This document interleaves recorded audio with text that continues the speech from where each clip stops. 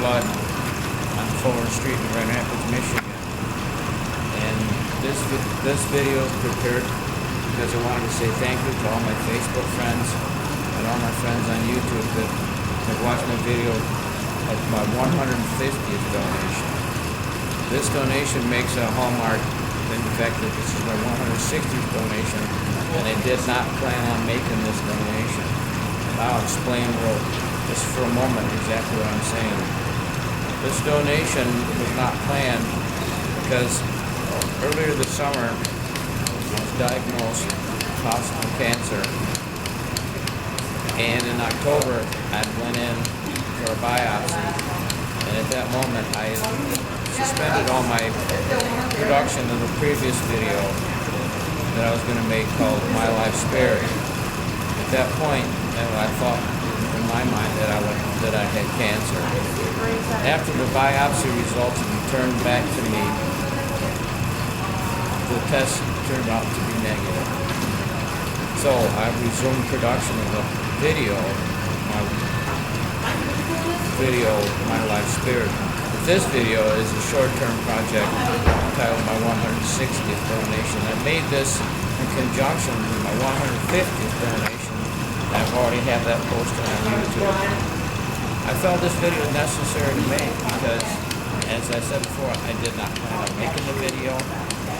And it makes a statement about my faith involved in what I've been talking about is I believe this is my purpose in life. I have to quickly explain what exactly I mean. I've been talking about in my 150th video that I believe it's giving blood, donating blood platelets, as you can see, blood plasma, red blood cells, that is all a part of my life purpose.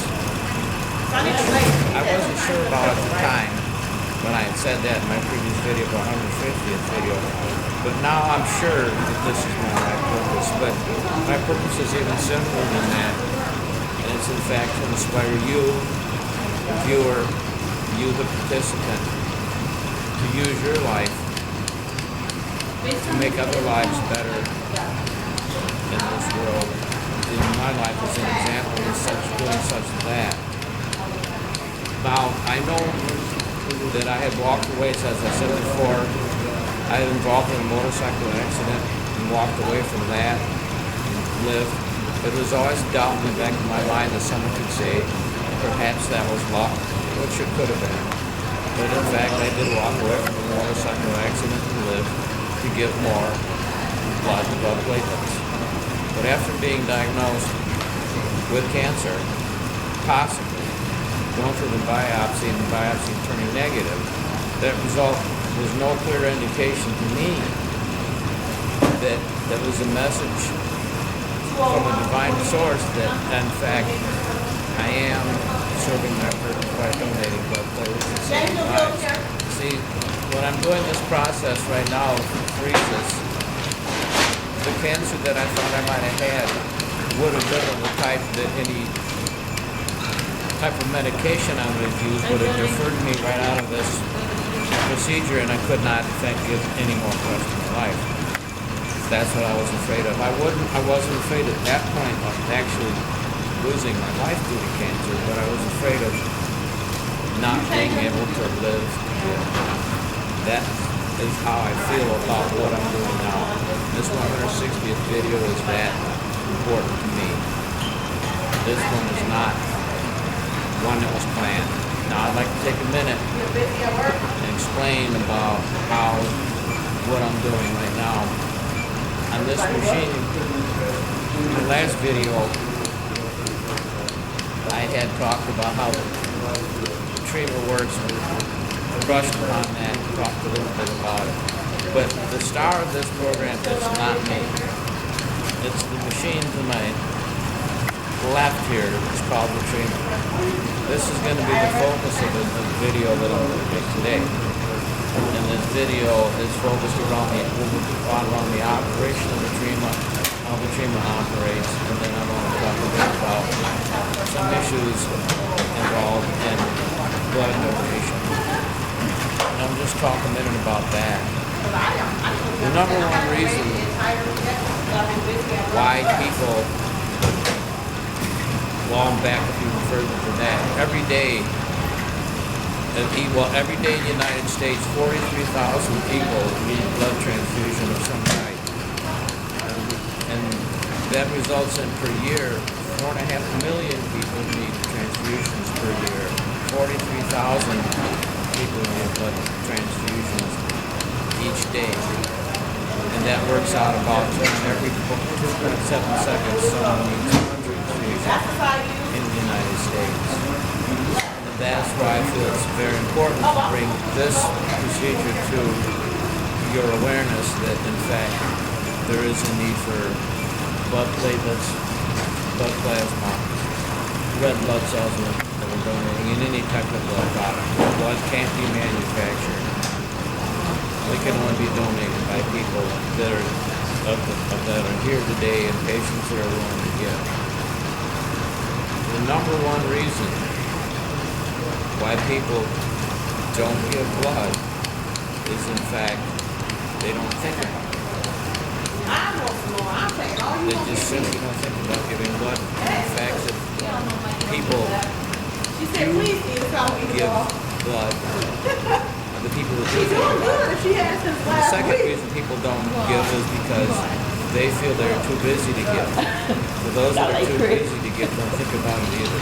I'd like to take a minute, if Mikey has a minute, to introduce herself in the video and tell us about how she thinks. We talked about people donating blood, and I said most people don't fail to give because they don't think about it. It's not in their mind. And secondly, people fail to give because if they do think about it, they think they're too busy. Are those two statements true, Mikey? Yes, education has a lot to do with it as far as like the awareness goes. So a lot of people aren't aware of the fact that this place even exists. So it's basically like a lack of education, a lack of not knowing, and also fear plays a part into it as well too. Fear. I'd like to touch on just a moment about fear, and we talked about this in the last video of my 150th donation. But the fear of what I think is the needle poke. And I'd like to, for my new viewers that might see this video, I'd like to take a minute and tell the viewers on YouTube and Facebook about my liking of, do I like needles, Mikey? No. You think it'd be weird if I like needles? Not at all. And I mean, that's like the biggest thing for me that I condone you for coming in here and donating. And especially at 20 gallons, because you're afraid of needles. I am. And you are. We have to go through a preparation process before we can even stick him. So yeah, it's like a coaching. We have to coach him through it, pretty much. Yeah. Could you explain to the viewers real quick that I actually got poked twice, once in my right arm and once in my left arm. And what do we do in my right arm here with the little round bandage? Because I got poked twice today. Yeah. Yeah. I get poked twice every time, pretty much, when I give. Yeah. So well, sometimes what we can do is if you come, you have been coming monthly before your test results with your cancer. Yes. If you come monthly and we have 3 consecutive monthly test results or samples, what we can do is we can just take it from your pouch, your CBC pouch. But since you had missed a couple of times, we had to take a sample out of his right arm. That's why I wondered why you did it different. Yeah, because it wasn't consecutive. Okay. So take a sample out of your right arm, and what that tells us if he'll even be able to do the procedure. It tells us his platelet count. Your platelet count has to be at least at 150, and then your hematocrit count has to be at 38. So we have to take a blood sample from you before you even prepare to do the procedure. And so that's why I stuck him in the right arm, and then the left arm is for the apheresis procedure. So he's actually doing today, we're taking 2 units of platelets off of him and a unit of plasma. So I'll be on the machine for 99 minutes, and then yellow, is that correct? 99 minutes. Okay. So you'll approximately be done at 12:06. You started at 10:27. All right. And you'll be done at 12:06. Okay. Now, would it be effective to say that I actually got poked with a needle 300 times? Yes.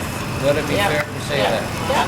So if you think if I can do it, it pretty much anybody can do it. Not that hard. No, once you get past the poke, the initial poke, it's not bad at all. No. Yeah. So, and we have Ted here that keeps coming back. So. About 160 times. Now I want to talk about, in my last video of my 150th donation, we talked a lot. I'm going to get back to those issues. But one issue we didn't touch on, and I failed to mention, but this time I want to. People think that I get paid for this. Like, what's in it for me? Am I getting paid to do this? Not at all. So everything here is on a volunteer basis. So I'm not making any money. You're not making any money. No. I mean, there are places that pay you, but we don't pay you here. It's all volunteer. And when the product goes to someone, we service over 50 hospitals in Western Michigan. So your product is going to someone in a hospital that definitely needs it. Especially platelets. A lot of times your platelets go to cancer patients and your newborns, preemies. Okay. A lot of the times. So your platelets are used for clotting, and your plasma is what regulates your blood temperature in your body. And so your plasma a lot of times goes to burn victims. So. Okay. Now, I talked about the reasons people don't give. We talked about in the last video that, well, I said before, I think 37% of the people are eligible to give blood. We talked about that. But I in fact said that only 10% of the people in fact do give blood. We talked about that. But there remains the 27% of the people that don't even know that they can give. So my point is, do you think it's fair to say that you should at least try to find out if you can give at all? Then that way you know, because there's people out there that can give that don't even know it. Do you think, would that be fair to say, Mike? Yes. There's pretty much no discrimination as far as race is concerned, as far as male, female. We just basically we screen you, and if you pass our series of questions, you pass your vitals, you should be able to give. There are certain like medications that are donating, but in like certain travel or something like that, certain travel areas, certain areas where there's like malaria. Yes. It'll keep you from donating, but it won't permanently throughout a lot of the travel stuff. Right. So. Okay. So, but like for my condition, I thought I might have had cancer. One of the medications for prostate cancer, I forget what it was. I don't remember the name, but that would have deferred me right out of this program. So that's why I was afraid that if I would have had prostate cancer, I wouldn't have been able to donate. Right. I couldn't donate, but in fact, I can. Right. So that's something, an issue. So if you know that you have these issues, that's okay. You can just defer yourself off. But if you don't have any existing conditions, you've never tried to do this, I would urge you to do it. Would you go and would you say that's fair? Yes. Come on in. You never know until you get here and you're screened and like the blood and stuff. All blood products are tested before it even goes to the hospital. And so like if we have a blood product where there's something wrong with it, they notify you too as well. So you will know whether or not you can continue to donate. Okay. Now, so 27% of people don't even know that they can donate. 10% of the people are actually only donate blood out of the 37%. And if I got this right, to increase donations, if 1% increased, say 11%, that we could get that by somebody trying to find out. Would that eliminate blood shortages, or that would do it? The more the merrier. Or if the 10% donated one more time each year, that would also help. Right. Okay, I got that right. Now there's another issue that I want to talk about real quick. and Matt's issues as far as we had talked about in my last video, and that is to do with sickle cell anemia. I think that's important to bring up again. And there's people that might think that, I don't know how to say this, but like my blood, the black individuals get sickle cell anemia. White people get sickle cell anemia. There's a small percentage. Is that correct, Mikey? It's mainly affects the black community. The black community. Now, would my blood work for a black individual? Yeah. Would that be fair to say? Yes. But would it be the best? To understand that only 2%, is that correct? Only 2% of the black individual population donate blood out of the 10%. Is that? I think I got that from statistics earlier read from Nikki Taylor's donation. Is that correct? Yep. And like I said, it's a lot of it is education. They're not aware of like I said, that this place even exists. Okay. They're not aware that people need blood. And then again, like I said, the biggest thing, a lot of it is fear. The not knowing, when you get here. Are the needles clean? Yeah. I'm not afraid of that. Right. So yep, we're regulated by the FDA, and you get a new kit. We get a new kit in between every donor. I'm going to talk about that. We're going to talk about the receipt parts in just a moment, but I want to make sure we get that subject covered about donating as far as the black population, white population. There's no particular reason that I know of why that is. It's just the fact that 2% of the black population gives. That would leave 8% would be the white, but preferably if a black person were to donate blood for a black individual, that would work the best. That's what Chris had said in an earlier video about. Now, is that correct as well? Well, basically, what happens is they go off blood type. So they type you as far as your blood type is concerned. So not necessarily like your race or anything like that. Sorry. So they do blood typing. Like for instance, if you're, what are you, A? Let's see. You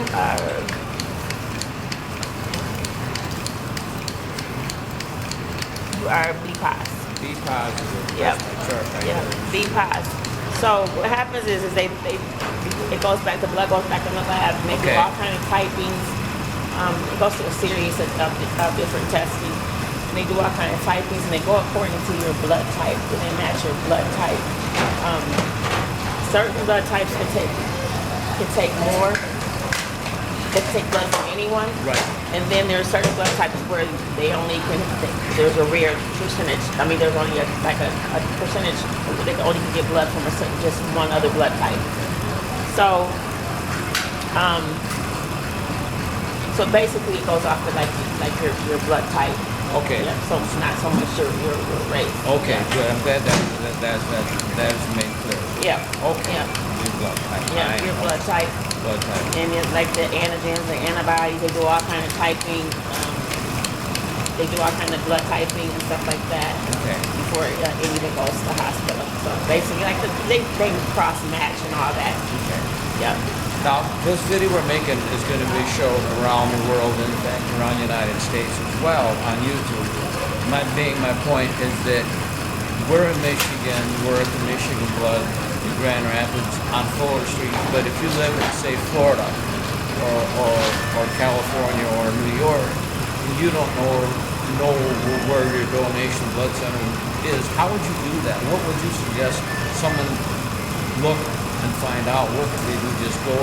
Well, you probably call it Google. They go on the website, for blood centers. Okay. Blood donation centers. Okay. Yeah. Okay. Build up some courage, go down and at least try. And then if you find out, you might have a rare blood type and you don't even know it. People don't even know. Yep. A lot of people aren't even aware what their blood type is. That's what we're trying to do here, is just get people aware of what the blood types are, if in fact that they can give. We're trying to get the 10% to 11%, or perhaps get people to donate one more time per year. But new donors is what we're trying to do here and get some awareness on. Right. Okay. Yep. Okay. And now could we take a minute and could you describe to the viewers what is actually going on with this machine. And we didn't talk about my 150 video, but I want to take a more detailed look at what exactly is going on. Because last year we didn't have time to do that. If we have time to do that for a minute, to do this for a second, and describe to the viewers what exactly is going on with this machine. Well, basically, it's called the treatment machine. And after I initially poke you, Right here. So which is I insert the needle. there's the needle right to there. your For vein. John, could you focus in on that one? Everybody get a good look at that. That's where the needle's in my arm. Then it comes out. Now what's this part right here? What's this? What's That's this just do? what this What's is. this do? When you pull the needle, Uh-huh. it's just a needle bag. Okay. So the needle goes inside there. And what's this right here? This little white thing right? Well, I see you put that. What's that? These are just they're clamps, so they conduct the flow. Okay. So like if you close them off, it's gonna stop your flow. You open them up. Okay. It allows your flow to go into the machine. Okay. And then what happened here to the viewers? What's this little That was your metal sample thing? pouch. My sample pouch. Yeah, and this is where we draw your sample tubes off of. And what happens Those is are sample tubes right these are your sample tubes, and this is how the lab tests your blood product before it goes to the hospital. Okay. Okay. Now what? Now this is my blood right here. This is for real. What is this little thing right here? I see we got one tube, and John can focus in on that. Can you see that? This is actually one tube, then it turns into three. What's going on with this, Mike? Because basically you're getting you go through two different cycles with the machine. You go through a draw cycle, which is drawing the product off. Going right now. We're going through a Draw draw. cycle, Okay. which draws the product off of you. Okay. And then you get some return. So whatever the machine doesn't use, it returns it back to you. Okay. That's why people say sometimes doing this procedure that they feel better from doing that. Just whole blood. Whole blood they take away from you. We don't give you any of your. Okay, we take all of this blood, Yeah. not return it Yeah. back. But this allows blood to come.